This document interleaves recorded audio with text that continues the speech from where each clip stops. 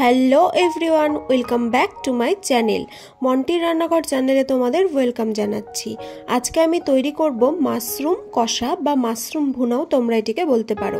এটি কিন্তু রুটি বা গরম ভাতের সাথে খেতে খুবই ভালো লাগে। তো কথা না বাড়িয়ে চলো দেখে নিই কীভাবে আমি এই রেসিপিটি তৈরি করলাম। এই রেসিপিটি বানানোর জন্য প্রথমেই আমি এখানে নিয়ে নিয়েছি মাশরুম 1 প্যাকেট মতো। আর এই মাশরুমটিকে কিন্তু খুব ভালোভাবে পরিষ্কার করে নিতে হবে। জলে ভালোভাবে এটিকে কচলে ধুয়ে নিয়ে তারপরে এর উপরের যে খোসাটি আছে সেটিকে কিন্তু ছাড়িয়ে নিতে হবে। মানে এই খোসাটি দেখো একটু হালকা মাটি মাটি দেখতে, আর এই খোসাটি ছাড়ালে কিন্তু এটি একদম ফুল হোয়াইট হয়ে যাবে। তো খুব ভালোভাবে এটিকে ধুয়ে নিয়ে আমি এটিকে কাট করে নেব। আর এইদিকে আমি দেখো কড়াইয়ে কিছুটা পরিমাণ সরষের তেল গরম করে নিয়েছি। আর এখানে কিছু আলুকে আমি ডুমডুম করে ছোট ছোট সাইজে কেটে নিয়েছি। এখানে আমি দুটো মিডিয়াম সাইজের আলুকে ছোট ছোট সাইজে কেটে নিয়েছি। এবার আলুটিকে লাল লাল করে ভেজে নেব। তারপরে আলুটি তুলে সেই একই কড়াইয়ের তেলের মধ্যে আমি দিয়ে দেব রসুন। এখানে আমি গোটা রসুন নিয়েছি দুটো মতো। এই রসুন কোয়াগুলোকে খুব ভালো করে লাল লাল করে ভেজে নিতে হবে। তারপর এর মধ্যে দিয়ে দেবো 1 কাপ মতো পেঁয়াজ কুচি। এই পেঁয়াজ কুচিটা দিয়েও এটিকে কিন্তু লাল লাল করে ভেজে নেব। আমি কিন্তু এই পেঁয়াজটির বেরেস্তা করব না, হালকা গোল্ডেন ব্রাউন কালার ধরলেই কিন্তু নরম অবস্থাতেই এটিকে নামিয়ে নেব। দেখো ঠিক এমন অবস্থায় কিন্তু পেঁয়াজটিকে নামিয়ে নেব। আর এই ভাজা পেঁয়াজের অর্ধেকটা আমি কিন্তু মিক্সচার গ্রাইন্ডারের মধ্যে নিয়ে নেব। এবার এর মধ্যে দিয়ে দেবো 1 ইঞ্চের মতো আদার টুকরো, দিয়ে দেবো 10 থেকে 12টা কাঁচা লঙ্কা। এখানে কিন্তু লঙ্কার পরিমাণটা একটু বেশি ইউজ হবে। আর দেবো একটি মিডিয়াম সাইজের টমেটো, যাকে আমি কাট করে নিয়েছি আর বিচিগুলোকে ছাড়িয়ে দিয়েছি। এবার দিয়ে দেবো এর মধ্যে 1 টিস্পুন মতো জিরে, গোটা জিরে, আর দিয়ে দেবো কিছুটা পরিমাণ জল।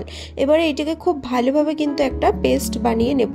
দেখো খুব সুন্দর মিহি পেস্ট বানিয়ে নিয়েছি। এবার এই পেস্টটিকে আমি কড়াইয়ের সে ভাজা পেঁয়াজ যেটুকু রেখেছিলাম তার মধ্যে ঢেলে দেব।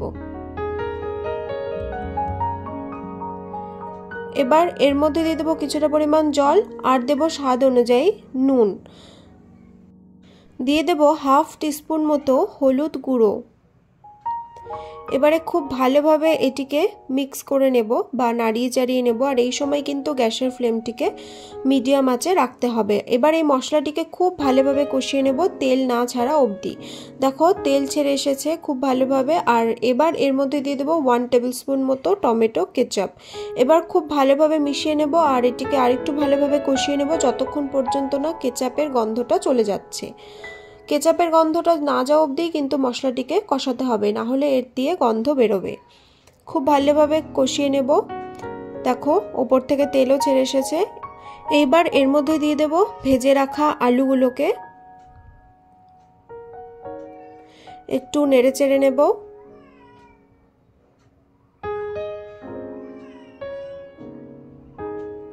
তো মাশরুমের কষা বা ভুনা বানাচ্ছি, তার জন্য কিন্তু এই রেসিপিটির মেন উপকরণই হচ্ছে মশলাটিকে ভালোভাবে কষানো। এবারে এই মশলাটির মধ্যে দিয়ে দেব কাট করে রাখা মাশরুমগুলোকে। তারপরে খুব ভালোভাবে এটিকে কিন্তু মশলার সাথে মিশিয়ে নিতে হবে যাতে প্রতিটা মাশরুমের গায়ে মশলা ঢুকে যায়। এইভাবে মেশানোর পর আমি এটিকে কিন্তু ভালোভাবে ঢেকে দেব। আর ঢাকা দিলেই কিন্তু এর থেকে অনেকটা পরিমাণ জল বেরিয়ে আসবে। এই মাশরুম কষা বা ভুনাতে কিন্তু এক্সট্রা করে জল দেওয়ার প্রয়োজন নেই, কারণ এই মাশরুমটা প্রচণ্ড জল ছাড়ে। তো খুব ভালোভাবে মিশিয়ে নিয়েছি। এরপর আমি এটিকে ঢেকে দেব।